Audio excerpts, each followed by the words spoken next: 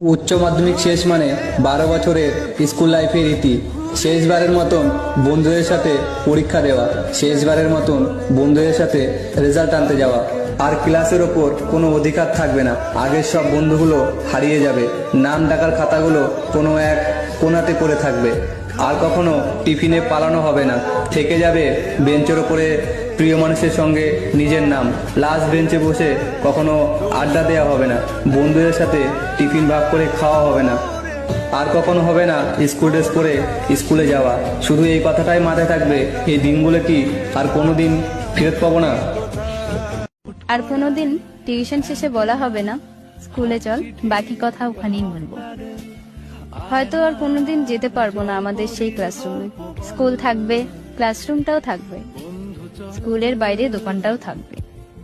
শুধু থাকবো না আমরা সেই বেলতলা, সেই ক্যান্টিন,